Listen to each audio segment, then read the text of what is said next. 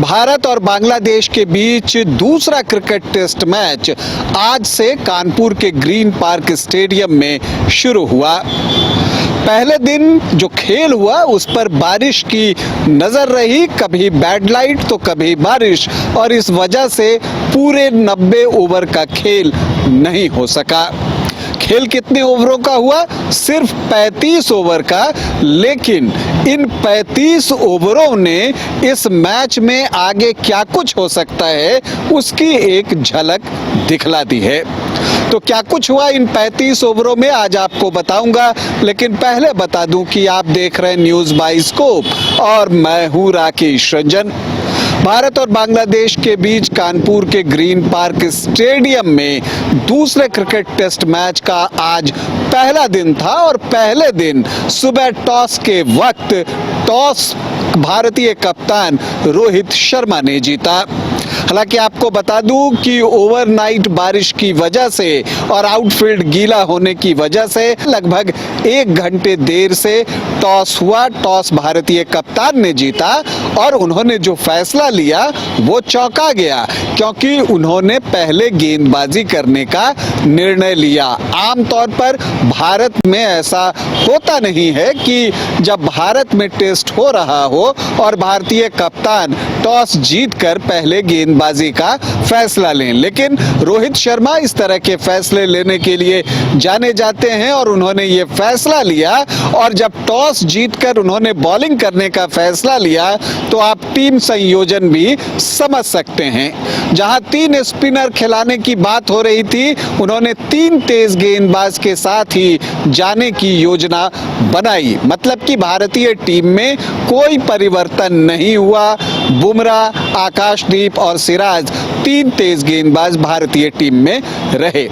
लेकिन भारतीय कप्तान का फैसला उस समय गलत साबित होता दिखा जब 8 ओवरों तक भारत को कोई विकेट नहीं मिला। आमतौर पर जब आप टॉस जीतकर फील्डिंग करते हैं और विकेट में आपको मॉइस्चर की उम्मीद होती है तो आप अर्ली ब्रेक थ्रू की उम्मीद करते हैं, लेकिन 8 ओवर तक भारत को कोई सफलता नहीं मिली। सफलता कब मिली? 90 ओवर में, और वो सफलता दिलाई आकाशदीप ने। आउटसाइड दी ऑफ स्टिक गेंद थी और वहां पर जो है पंच लगाने की कोशिश जाकिर के द्वारा की गई और एक बेहतरीन कैच यशस्वी जायसवाल ने आगे की ओर डाइव लगाते हुए गली में पकड़ा और उस समय स्कोर था 26 रन। तो 26 रन पर बांग्लादेश का पहला विकेट गिरा और दूसरा विकेट भी जो है 4 ओवरों के अंदर ही गिर गया, जब 13वें ओवर में आकाशदीप ने सदमन इस्लाम को भी वापस पवेलियन भेज दिया और वो वहां पर LBW आउट हुए। टीम का स्कोर था 29 रन 2 विकेट के नुकसान पर। तो जो एक अच्छी शुरुआत बांग्लादेश के लिए दिख रही थी, मैच बदला और ऐसा लगा कि अब भारतीय टीम हावी हो गई।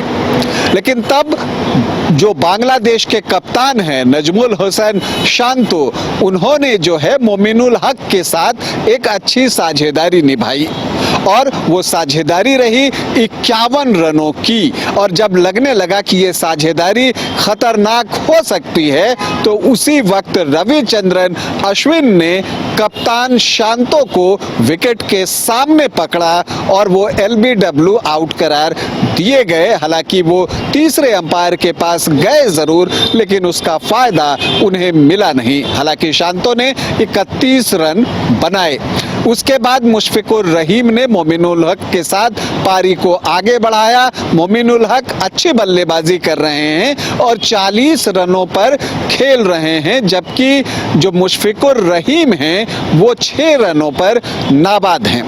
इसी बीच 35वां ओवर जब समाप्त हुआ तो बैड लाइट हुई, इसकी वजह से खेल रोका गया और इसके बाद बारिश ने अपना काम कर दिया।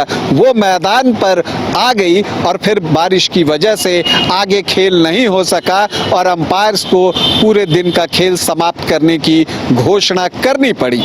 मतलब पहले दिन जो खेल हुआ उसमें बांग्लादेश ने 35 ओवर खेले और 3 विकेट के नुकसान पर 107 रन बनाए। अब जब दूसरे दिन खेल शुरू होगा तो बांग्लादेश यहां से एक बड़ी साझेदारी चाहेगा, जबकि भारतीय टीम चाहेगी कि जल्दी से जल्दी बांग्लादेश के बाकी बचे 7 विकेट ले ले। फिलहाल अगर मैं पहले दिन की बात करूं तो भारतीय टीम तीसरा विकेट मिल जाने के बाद थोड़ी हैप्पियर टीम होगी, उसे ज्यादा खुशी हो रही होगी, लेकिन बांग्लादेश ने भी इस मैच में अब तक जबरदस्त फाइट बैक दिया है। तो एक रोचक मुकाबले की उम्मीद हम दूसरे दिन करते हैं। दूसरे दिन जो है खेल थोड़ा जल्दी शुरू हो सकता है और आज जिन ओवरों का नुकसान हुआ है उसकी भरपाई की जा सकती है। अभी आपसे अनुमति चाहूंगा, इजाजत दें, नमस्कार।